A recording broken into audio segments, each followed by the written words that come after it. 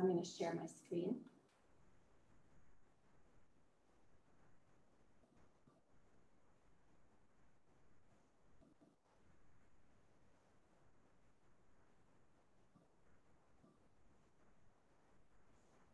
All right.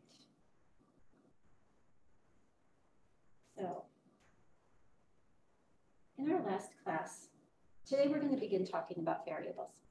Okay, and this is like a foundational concept in statistics.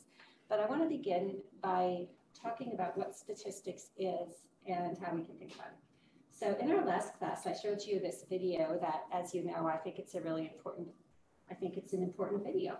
And before you did the video, all of you made a prediction. Whoops, I'm going to just jump past this.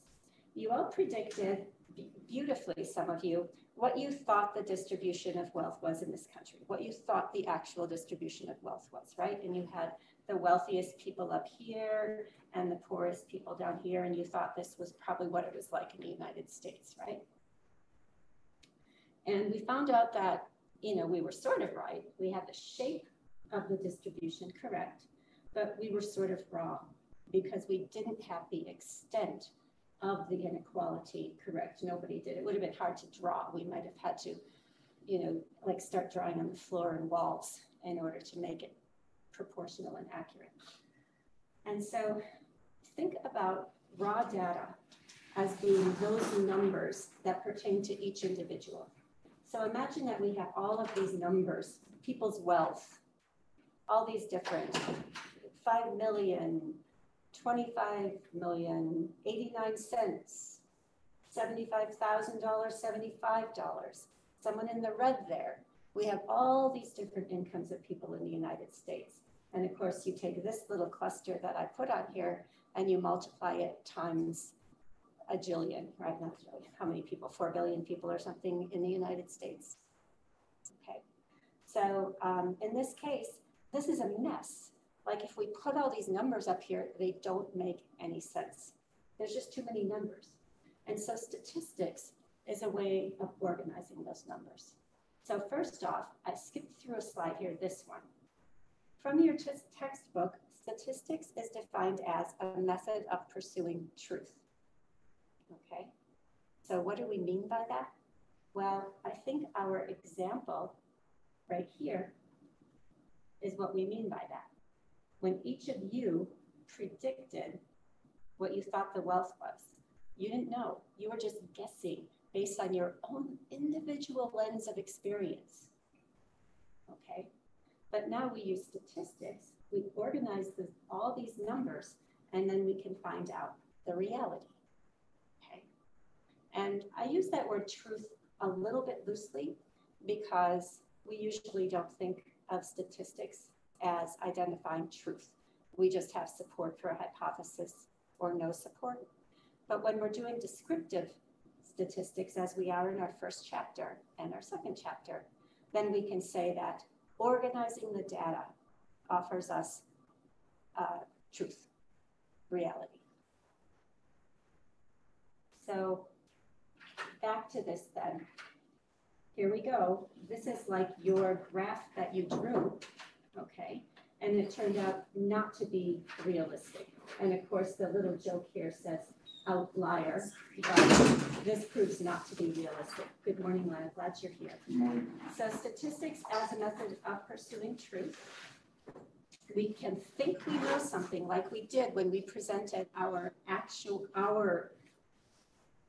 idea of what the actual distribution of wealth was.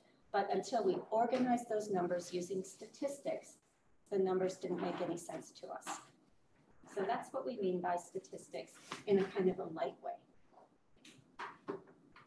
This is an overview of what we're doing. I'll revisit this at the end and see if we covered everything. So an official definition of statistics. This is a really boring one. A branch of mathematics that focuses on the organization, analysis, and interpretation of numbers. We just sort of said that, right? We took all those incomes that I showed you and we organized them into a chart. And we didn't exactly analyze them. I guess we sort of looked at them to understand why the numbers were as they are. So we did analyze them. And then we interpreted them. And so another definition might be to use it this way. Statistics is a tool, just like your axe and your hatchet are tools for chopping wood. So statistics is just a tool. It's a tool that we use to see whether a hunch we have is correct or to test a hypothesis.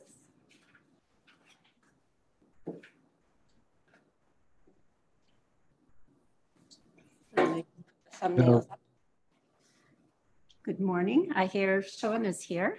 Very nice to see you. I'm changing the view so that I can see all of you a little better. Okay. Good morning. Yeah, A, good morning. An example here is you have a hunch that being on the screen for a long time makes a person cranky. I always thought this when my sons were young. I use this one often. And the question is, could it be representative of humans in general or just a coincidence? And so then I would design a study, collect data, and use my tool, my axe, my hatchet for chopping wood, but I'm going to use my tool of statistics to see if I'm right about this once I have the numbers in place. Now, we have two types of statistics. We have descriptive statistics and inferential statistics. So descriptives are just concerned with describing a target population or describing what's going on.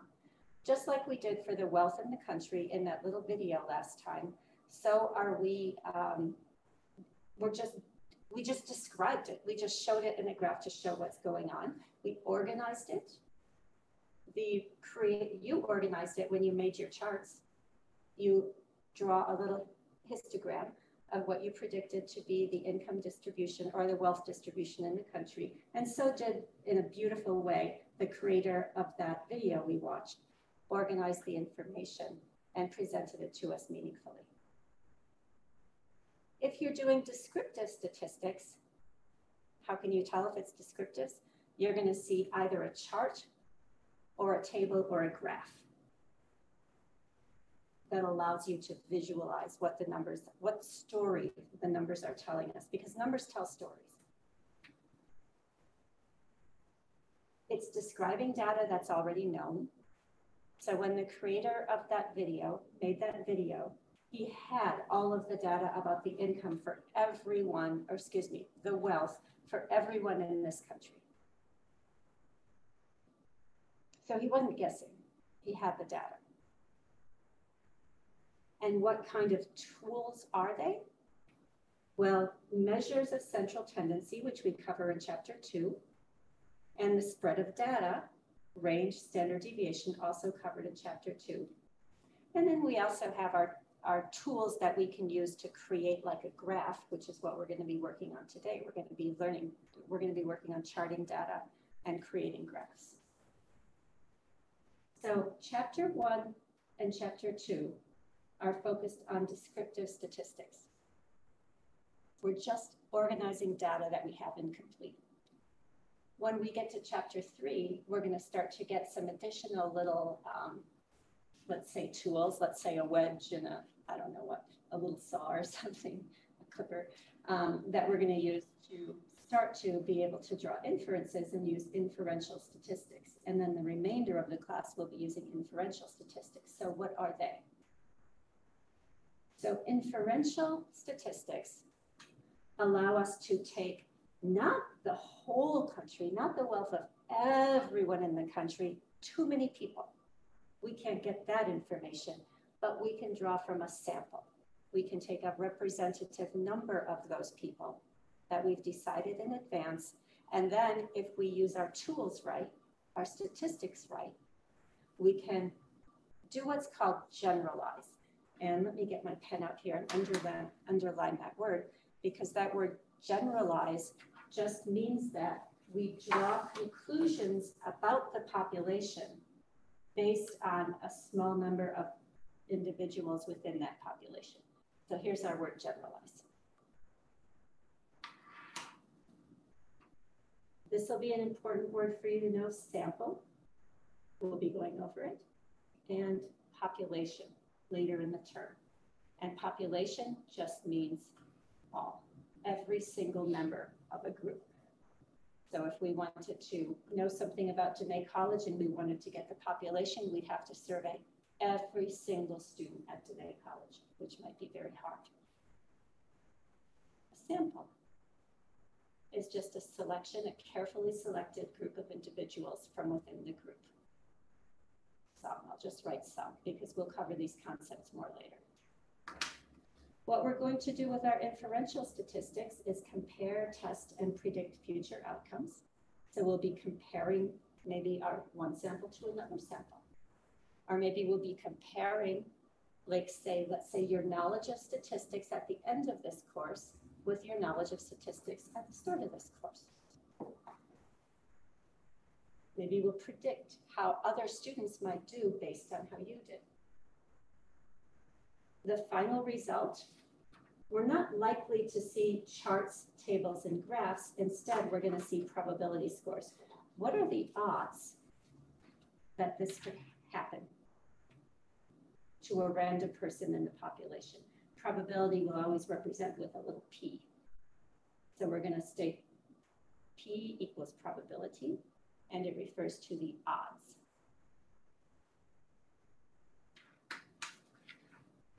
Again, we're going to try to make conclusions about the population that's more than what we have in the sample. And this is what we mean when we say generalize. And in this case, our tools are hypothesis tests. And what we're mostly focusing on in this class is going to be t-tests. They wrote analysis of variance, which is another type of test, but we don't usually get to it in here. We'll be looking at a tool called the chi-square. And we'll be looking at a tool called correlation. And those are the tools we're going to use. There's going to be 3 types of t-tests.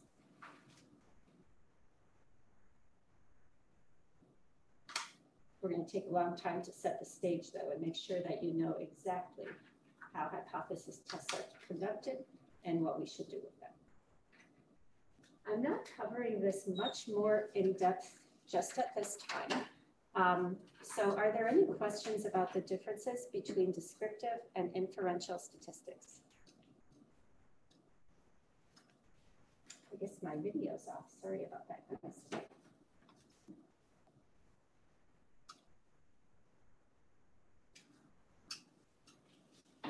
Does this kind of make sense to you?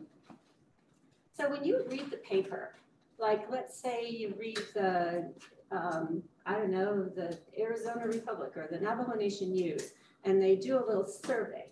They survey their members and then they present the results of the survey and you see a little bar graph in the paper. That is a type of descriptive statistics, okay? They're just describing what the people in their survey said.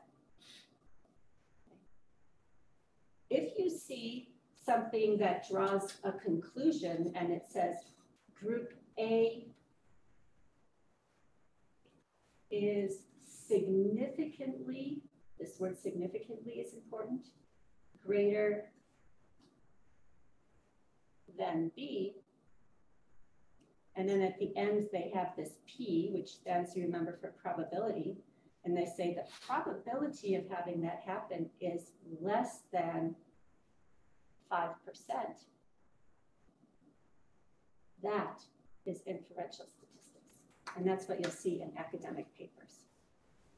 Okay, so they're wanting us to say, we've worked carefully, we've taken a careful sample, we've gathered our data with great care, we've made sure that our variables are good and we've measured them well. And now we've run the statistical analysis so that we can say with 95% certainty that it's likely that any individual in that same population would produce this result.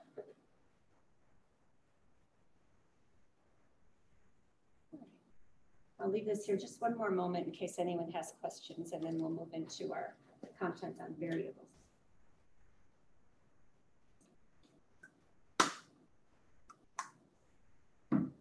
What is that, the parentheses? So in Or the, A sixth grader than B? What is it? this whole thing, so I was giving you an example of the kind of statement that you might see. This is a sentence that you would see in a research article. A, maybe group A, which is maybe people who took the statistics class, had a significantly higher score on the test than group B, which is people who didn't take the class. Let's just say that, okay? And then this at the end is what you're always going to see if you're looking at an inferential statistic. P is less than 0.05. And the way you interpret that is, you would say P stands for probability.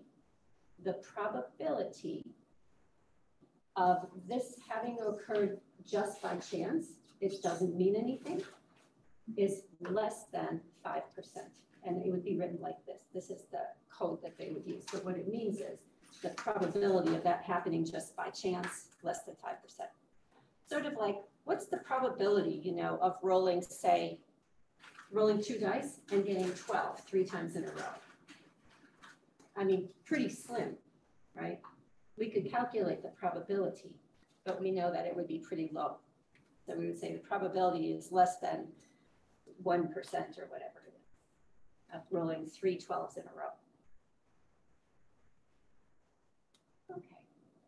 So now is our main content, and this is where I'm gonna, remember I said I was gonna try and stop and start the video so that if you needed to refer back to it, it would be nice and clean. So let's see how this goes today. So I'm gonna stop and restart the video so that this will be ready for your first quiz.